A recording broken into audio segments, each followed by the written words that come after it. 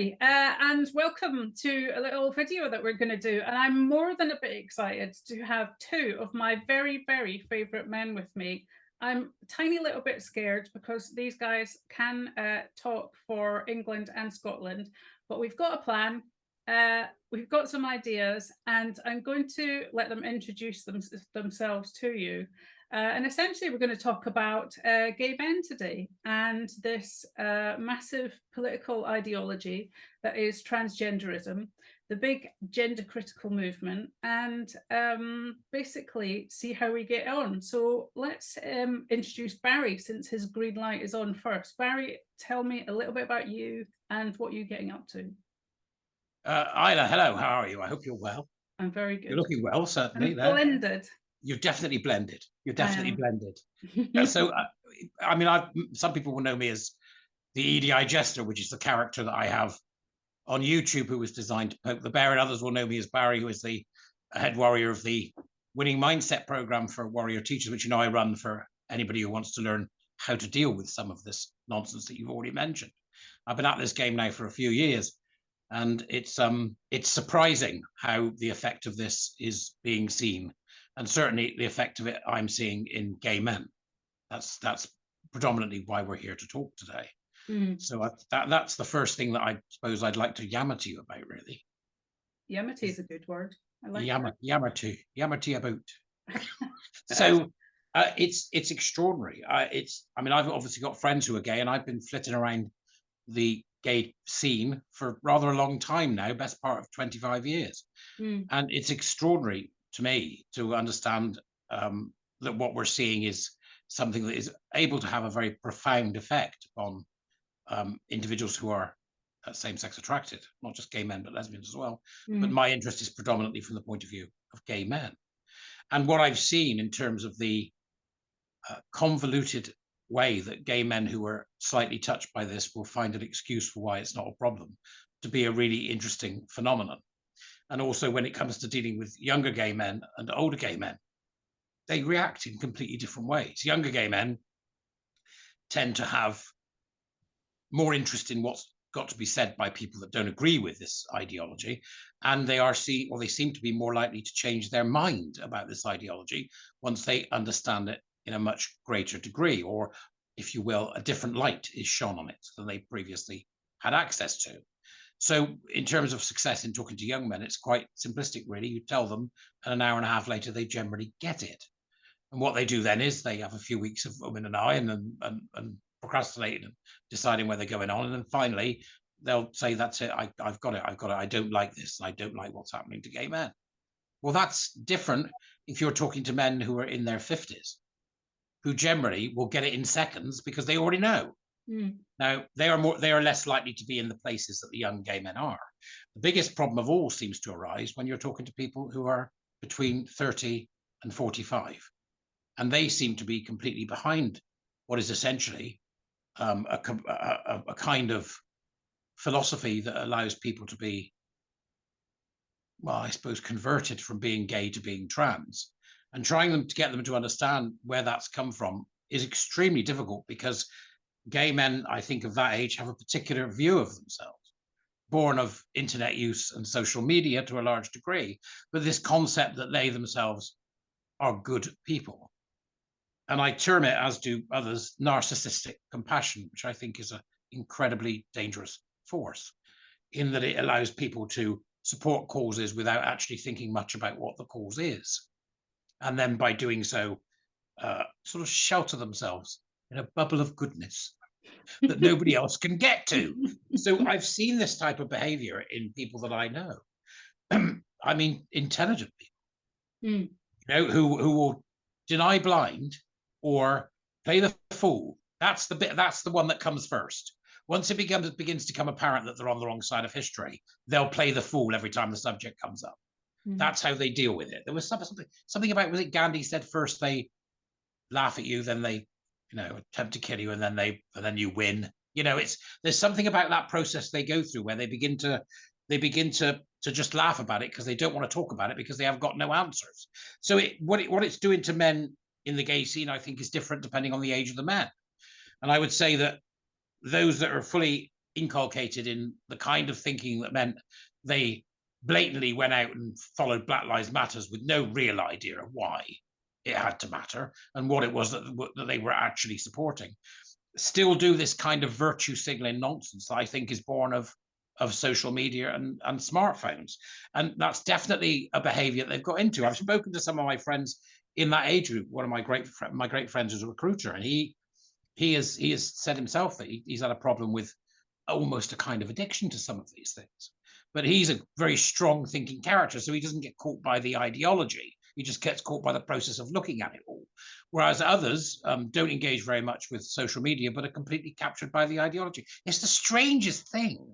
And then you have the situation whereby the minute you mention anything to do with being, if you wish, gender critical, for want of a better term, they explode in completely irrational diatribes about stuff that you've said nothing about, which indicates to me that actually they know fully well what's wrong.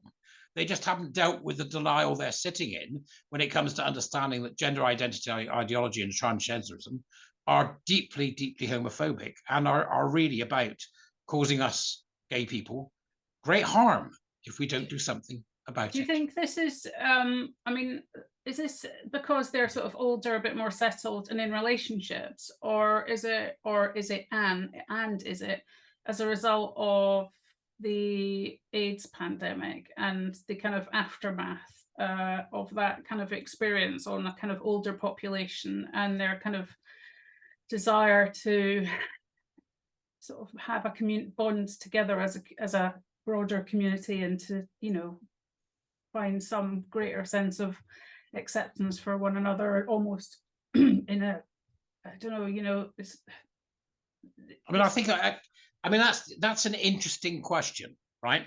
And I often get asked by, you know, young gay men have said to me in the past, there aren't many people like you, right? And they mean old men. Well, there is a hole, isn't there? There is a hole. Yeah, there's a big hole, right? Yeah. Okay. And I usually say to them, I'm going to give you a minute to think about that. Yeah. Okay. Right. And they go, oh, I'm so sorry. And I'm like, no, it's okay. You know, it's not, you know, I just understand. I mean, I've said it before and I'll say it again. I think that much of this wouldn't be happening if my generation had lived. I don't think it would. There's just not enough of us. But also, I think what you can pull from what you've just said is interesting, because I've just been writing module 9 of my winning mindset course, in which I mentioned something that came directly out of the AIDS pandemic that I think is incredibly useful for gay men who want to understand this and who are having a job dealing with the cognitive dissonance that comes with thinking you're a good person who's made such a terrible mistake. And there was a great book by Randy Schultz called And the Band Played On, which was about the history of the pandemic. It's a stunning book. I mean, it's a tome, mind. You could jack your car up on it. I think I've read it, actually. Oh, it's wonderful. I mean, it's Remember, amazing. this was my area of study. I taught it for many years. Of course, you did. Yeah, of course. It was a fantastic. And also it came from the film, which was made by, I think, HBO in the early 90s, which was about the AIDS pandemic and the discovery of the virus. And there's a saying that they have in there, which is, what do I think? What do I know? What can I prove? Right. And I think that's really, really useful for anybody who's, I suppose, younger, 30 to 45, is to ask yourself the question when it comes to all of this: what do I think? What do I know? What can I prove? Because once you start to dig deeply into some of the stuff that's going on and look a little bit more than the surface, at some point you're going to have to go, yeah, I think I'm wrong about this. I mean, even one of my best friends, lovely guy, who went to San Francisco, tremendous shit. When he went to San Francisco, he saw such a mess in San Francisco because of all this. He messaged me saying, "Dear God, you're right." You know, and it's like, well, is that what it took? You had to go to San Francisco to get that. So I think holding on to the idea that we need to be much more critical of ourselves in terms of our intellectual engagement will mean that young men younger than I, who may have not been young and old enough to have felt the taint of what happened with AIDS, and too young to have grasped what it's like to live without social media and the internet. So I think you know, there's something important about how do we get that intellectual rigor back, because there's a vested interest in not having them being intellectually vigorous, which is exploited by the charities that are so responsible for this homophobic ideological spread that we're seeing from gender identity and transgenderism. There's no logic from those guys, because there's no way on earth that they would you know, willingly accept a female person as a gay man. So Well, I've it's a seen them lie. say, It's a I've huge seen them lie. say that. I've seen them Yeah. say it. So I've seen some of them say, well, It's a I might sleep with a trans man. It's like, right, well, you're not gay then. no, I don't believe it. It's a big You know, cognitive and it's a dissonance. lie. It's a Yeah, lie. it's just a And I lie. think I said to that individual at the time, please tell me you didn't just throw yourself under the bus Yeah. so that you could feel good about it, about the fact that we've got LARPing women in our spaces and LARPing men in spaces that lesbians take up. You know, it's so I think it's unconscionable that we're not seeing any kind of engagement, but you can understand why. It's a frightening concept to realize that possibly most of what you believe to be true, you know, nice, liberal, progressive, Be may kind. actually be a lie. Be Mm. kind. I mean, there's the worst one. You know, Mm. be kind. It's a natural consequence of a lot of what we've seen in education over the past 25 or 30 years, that we now have people who have no discernment and are afraid to make any judgment. And due to that lack of discernment and that lack of judgment, are therefore afraid to make any declarative statement. Mm. That's how I think we got there. Wow. What do you think then, young Robbie, the young member of the posse? I totally agree with Barry, and I think that he has nailed something very nicely regarding what we are seeing with particularly people throwing themselves under the bus. What I'd say to Barry on that, and I think it's something is very interesting, is for people who constantly promote pride in being bisexual, these people are terrified of actually being bisexual, which is absolutely fascinating.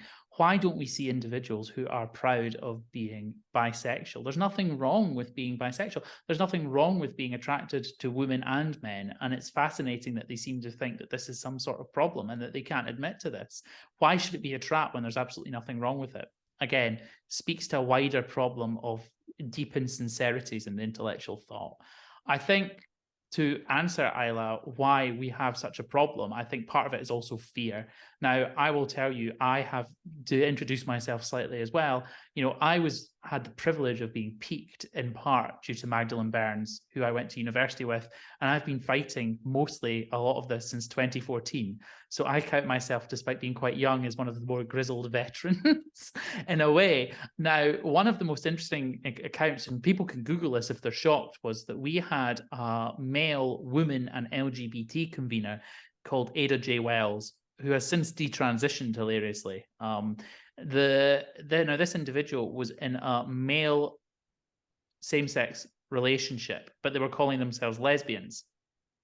And I noticed there was a severe problem of misogyny and homophobia in the movement.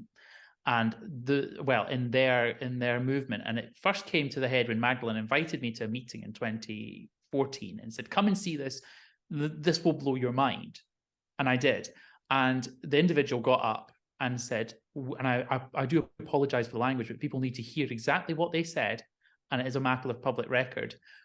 Biological women are cunt scum. They are scum of the cunt. And I sat there and went, isn't it fascinating that this movement, which claims to attack patriarchy, shares with almost every other major kind of religious patriarchal institution a deep loathing of the female genitalia that has to manifest itself in that outward hatred. I noticed that.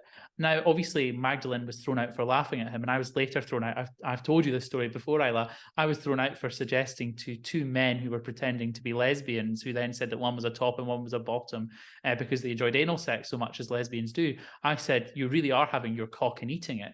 That did see me thrown out, of course, but I thought it was a valid comment because these are all things that have never happened on my channel before today, Robbie. I am lowering the tone. I've worked terribly hard. I just want everyone to know. But the point is that this is the sort of low tone in which they're engaging in, and it really does matter. Now, what we've seen with this and why it's so dangerous, Isla, is that we have seen regarding transgender ideology a real effect on gay men in multiple ways. The first way has to be stated that there is a fear culture that is promoted by certain media outlets that are predominant within the gay sphere. Now, those media outlets control the narratives within our community, specifically the younger community. And people are not so much necessarily always in full intellectual agreement with the arguments, but they are terrified of speaking out against it. They are completely and utterly terrified.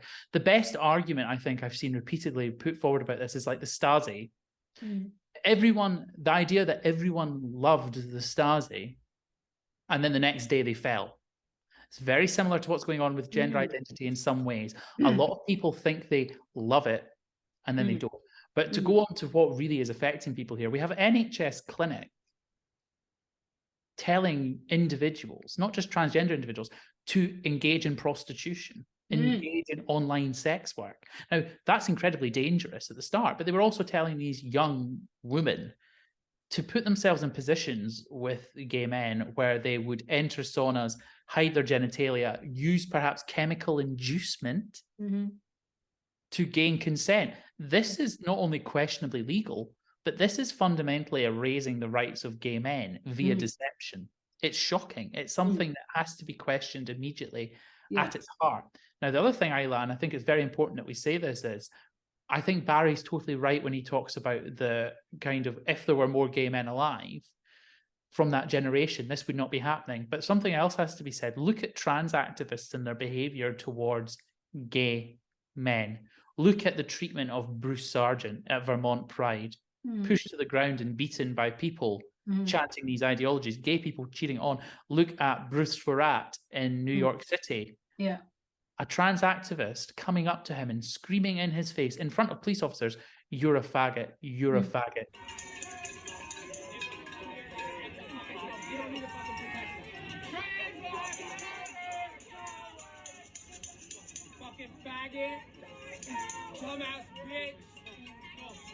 You're a dirty faggot. Now, this sort of ideology, again, the same trans activist was also, "You better get clear of these faggots. You faggots need to go away. You faggots need to go and die." You know, this is behavior that is absolutely shocking, but it's rooted in homophobia. But younger people are scared of speaking out against it purely because, now, so for example, it's very hard if you were to put to someone, is it acceptable to call two individual gentlemen who attended the Stonewall riots and have systematically, one helped, found Vermont Pride, the other one helping found organizations dedicated to the protection of young gay men's sexual health. Is it acceptable to call them dirty faggots? Now, I put that to many. I put that in a friends social group on WhatsApp of people who are friends with me but aren't necessarily in it. But I was slightly fed up of their kind of prevarication. None of them could defend it. They couldn't defend the individual act. But they said, but what about all the other things that have happened to these people? Again, what is happening here is these individuals are having to use intellectual tactics to distance these actions from this cause repeatedly. But I think Barry is right. I think a lot of younger people do not have a deeper understanding of this issue at all. And I do think that they are winnable. I think that what you have to do is talk about also as well how it affects their rights. So for example, can you have a same-sex only space? A great example of this, although it is not gay men, is that a certain bar in London had to run an advert where it said, "Could girls please stop bringing their boyfriends and claiming that they're their girlfriends," because the bar was essentially, a lesbian bar was full of heterosexual couples. But at the end of the day, as you'll be well aware, how can you tell people that they're not that's not a trans woman? If you say acceptance without exception, then the without exception bit is critical and it's key. And I think that that's what's come back to haunt now. You have to accept without exception. And I think that that's where we're seeing all of this go wrong. And I think it's something that I think a lot of gay men are now starting to slowly, the younger ones, wake up, even if they are necessarily too afraid to come out against it. And I think for anyone who is new, for any avoidance of doubt, if Barry was to call himself a woman or I was to call myself a man, right now in the way that we're looking, we would have to be accepted into those spaces. But Isla, you've seen when we've interacted, I brought this up to your attention multiple times, when we are on Twitter or in multiple interactions, you'll see people refer to me as a woman. Why? Oh, because I thought you looked like one. Repeatedly. And actually one of the people who did it, as Isla will remember, was actually a law postgrad PhD from Oxford. Mm. So the idea that this is something that's, I think it's, you often see it, this is limited to people who, you know, are just kind of low level activists. No, it's not. It's something that you see these people are now reinforcing gender roles. And that has a really nasty consequence for gay men. You know, gay men are known for gender nonconformity, and that's great and that's wonderful. And I think actually many of them might discover that a lot of gender critical women, particularly, you know, the lesbian gender critical women, have been doing that for years and have no problem with it. The problem is when you start saying, well, I have long hair, therefore I'm a woman. Well, no, that's not how it works. And actually, I think it's interesting because for people who constantly talk about the beauty and bravery of nonconformity, what you then see is these people then say, oh, but actually, you're not, what are you non-conforming against? Because the minute you change your sex stereotype, you are the other sex. So it massively strips away the bravery of actually being sex stereotype non-conformity. Because if there's nothing to rebel against, what is the bravery? Barry, did you want to, I mean, obviously one of the reasons we've got where we are today is because of this secrecy and people being made to be frightened, really. And, you know, this utter subjugation through harassment, violence in some, you know, cases like you mentioned. What were you're busy scribbling, Barry? You're writing a mini thesis there. You're ruminating. Yeah. Share some thoughts. Well, it strikes me as what Robbie mentioned there about the various, I think, almost like buzzwords they use. You know, no debate, acceptance without exception, love is love. You know, it's a branding exercise. Let's be honest. I think that's what it is a branding exercise, and they've sold it to stupid people who think that having a brand is having a life.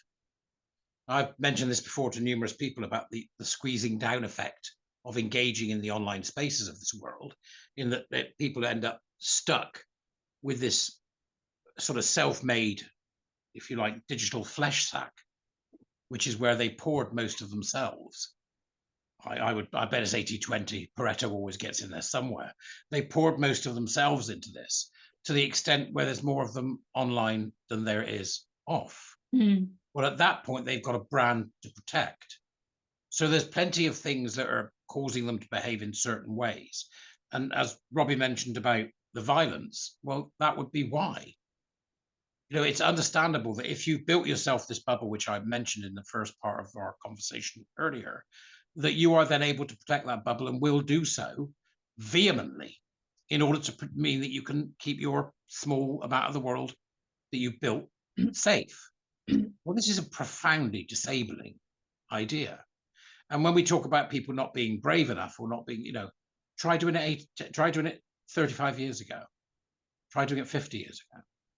You know, the fact that it's easier now than it's ever been is one thing, but it's also a matter of there aren't that many people that give a toss anymore.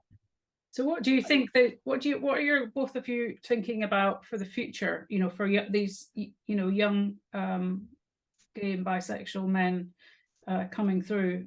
Can I just say that I think one of the things that's really important, as Barry said there, is about no debate. No debate has massively changed the discussion and discourse around homosexuality. Gay people used to have to be incredibly clever, often, to discuss their points. They had to be trained, they had to make their arguments, they had to be careful in how they did it. That's been a kind of long-standing, like even going back well before there was any even discussion of homosexuality being normalized in any way. You know, there was very, very clever discussion around this. What no debate has done is it's actually made people quite stupid. People can't defend basic concepts and constructs, in my view. I think I've seen that repeatedly. You saw that in the was it the Cambridge Union the other night with their debate with Kathleen Stock. I mean, that was an abomination, wasn't it? They're supposed to be the gold standard as well, aren't they? Yeah, but this is the thing about no debate. No debate has made people in many ways are adopting a strategy of we will not engage in any way with the arguments of the other side. We won't have them platform. We won't have to argue against them. Has actually also had a consequence, particularly amongst younger individuals. They don't actually have any ability to justify things. And that's not even just purely related to sexuality, but it is fundamentally present there. And it's an issue. How do you justify these things? How do you debate these things? How do you have in any way any ideas of the intellectual tradition behind your point? Well, we don't need to, because there is no debate, there is no discussion. And I've seen it repeatedly at universities. When they make that ability, it means that they don't have an ability. And I've said to you before, Isla, I think this is pertinent regarding same-sex attracted advocates. They have had to go away. They have had to build an expertise in statistics regarding sexual assault, prisons, regarding their rights, regarding use of services, regarding violence. In many ways, they've had to go away and become very educated in multiple fields to be heard. That was a stupid mistake, I think, on the part of the other side. The branding might have been helpful initially, but they've had to create people who are incredibly intellectually eloquent advocates against their position. And these people now know exactly how to argue against those positions with citation, with evidence, with an ability to critically think. And I think that that now has massively changed the discourse. And the people on the other side have been resting on their laurels, essentially going, we're the kind side, we're the tolerant side, trans women are women as an argument. And now they're facing this, which is systematic deconstruction of their tautology, their circular reasoning, their fallacious inability to argue. And frankly, I think it's, in some ways, it's actually beautiful to see it crumble, because people are now having to realize, if you want to get out there and change and win minds, you actually also have to do that using genuine argument. And people are now starting to look at the argument from Stonewall and go, no, but what's your actual case? You can't just say trans women are women, get over it. It doesn't work. I mean, that brings us nicely back to what do we think, what do we know, what can we prove? So, you and I are in definite agreement about that. But I would also say that we can't forget that young people in particular have been fed a diet of ideological nonsense.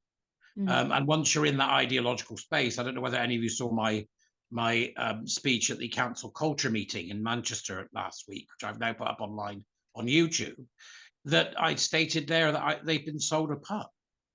Many, many people have been sold a pup. They've been sold something that simply isn't true. And they've also engaged in areas where there has been an extraordinarily predatory behavior by these people. And I don't mean sexually. There's an intellectual predation going on that is designed to make them behave in a certain way and to make them emotional blobs that are incapable of any kind of intellectual engagement. I mean, if you ask these people what they think, they struggle because they spend all their time feeling. And it is the ascendancy of feeling over thought that I think has led to much of this.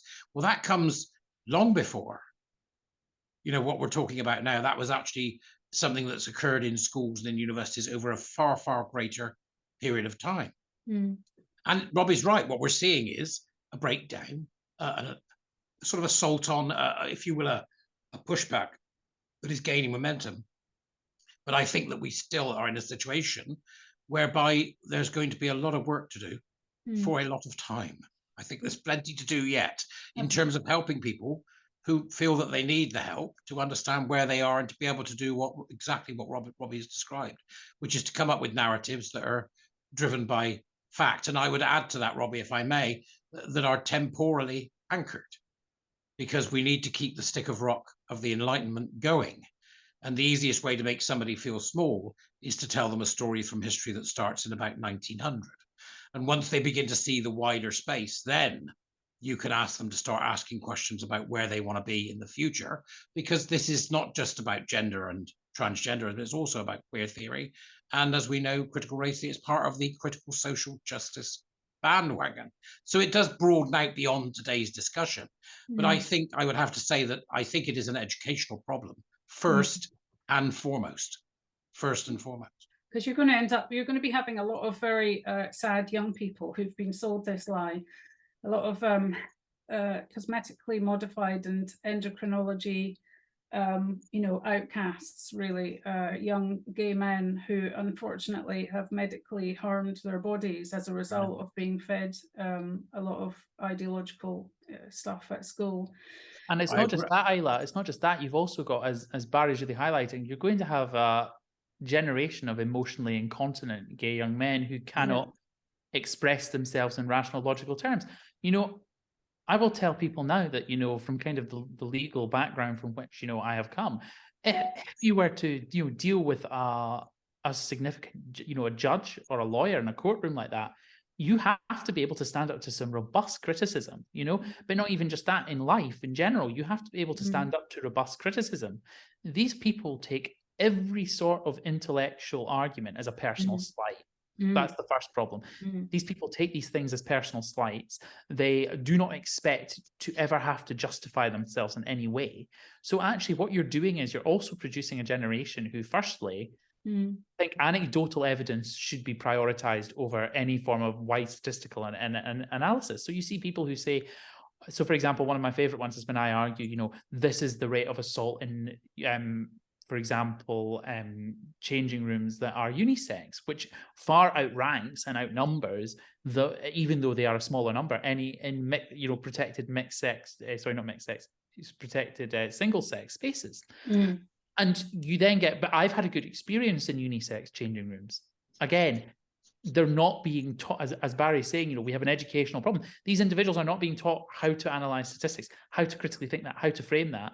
But more importantly, their feelings trump any sort of kind of widespread intellectual analysis of this, or any sort of ability to deconstruct and say, well, okay, that's your experience. What about the experience of other individuals? What about the experiences of the predominant majority of individuals? Again, it's fundamentally bizarre, and it's something that we have to look at, but it's part of a wider attack on epistemology. They hate any sort of attempt to try and discuss, how do you know something? You repeatedly ask these individuals, for example, look at the Labour MP who said, I'm trying to remember exactly who it was, but she said, oh, well, there's 8 trans people dead in the UK this year. And people ask her, how do you know this? And her response was, it's just true.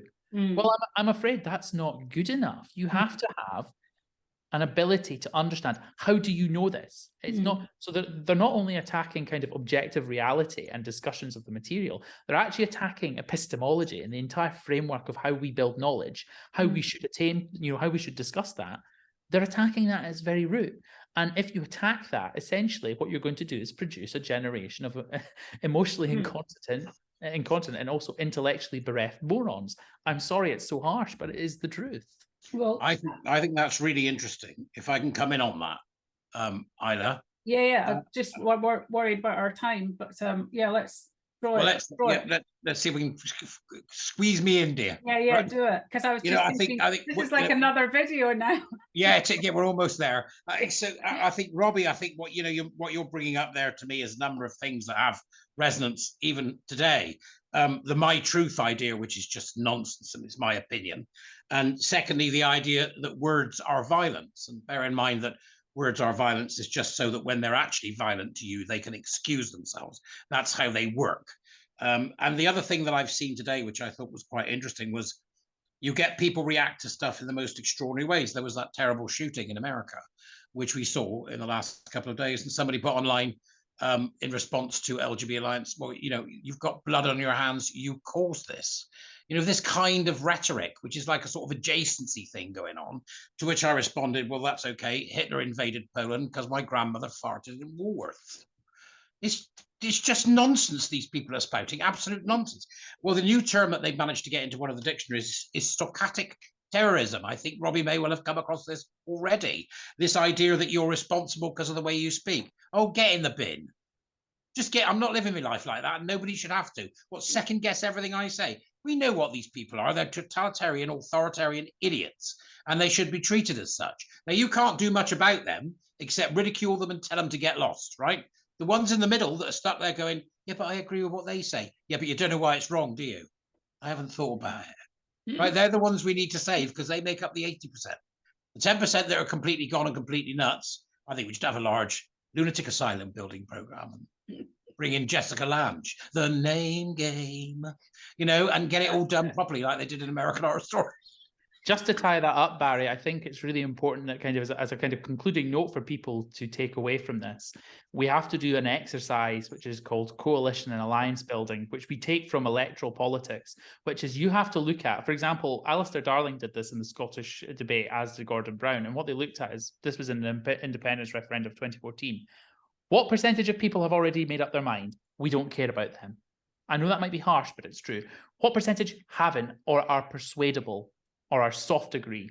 Mhm. Okay, we look at them, what arguments target them, what arguments win. That's something that a lot of people, when it goes into elections, discard, and it's really stupid. Any winning electoral campaign looks at who is persuadable, how do I persuade them, and what's best to persuade them, because the rest is white noise. Don't go around trying to, for example, you wouldn't go around a Tory shire trying to say, I want to take all your cottages away from you. You wouldn't get nowhere. You're not winning anyone over. You've got to, and that applies for this for gay men, you've got to look at what argument wins, who is persuadable, how do we persuade them, on what basis do we win, and what basis do we get the majority of them to agree with us? And I think on that note, that's something that it's really good that Barry raised that, because it's really important that we do that. We have to look at how do we win, and what group do we win, and how many of them are there to win over, and that's seriously important.